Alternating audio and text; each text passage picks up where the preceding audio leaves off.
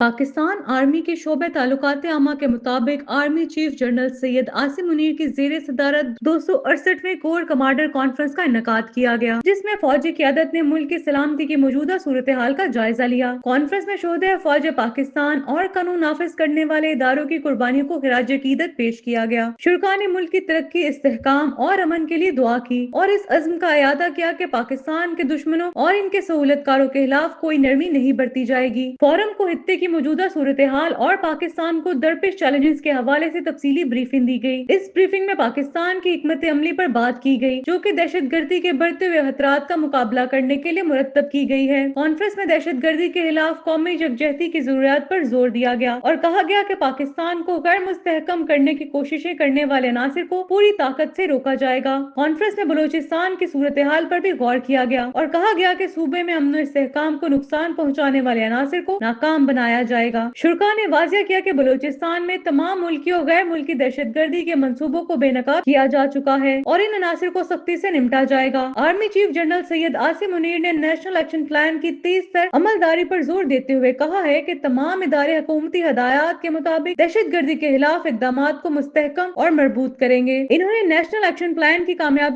तकमील के लिए हर सतह पर ताउन की अहमियत पर जोर दिया। फोरम ने भारत की तरफ से मकबूजा कश्मीर में इंसानी हकूक की संगीन खिलाफ वर्जियों पर गहरी तशवीश का इजहार किया और आलमी सतह पर इन खिलाफ वर्जियों को उजागर करने के लिए सिफारती कोशिशों की अहमियत पर जोर दिया। इसके अलावा फलस्तीन के अवाम के साथ मुकम्मल यकजहती का इजहार करते हुए गजा में होने वाली इंसानी हकूक की खिलाफ वर्जियों की शदीद मजम्मत की गई। कॉन्फ्रेंस के अख्ताम पर आर्मी चीफ ने फील्ड कमांडर्स को ऑपरेशनल तैयारी और पेशा वराना महारत की आला तरीन मेयारात को बरकरार रखने की हदायत दी। इन्होंने फौजी तरबियत को मजीद सख्त और जामिया बनाने की जरूरत पर जोर दिया ताकि पाकिस्तान की दिफाई तैयारियों में मजीद बेहतरी लाई जा सके।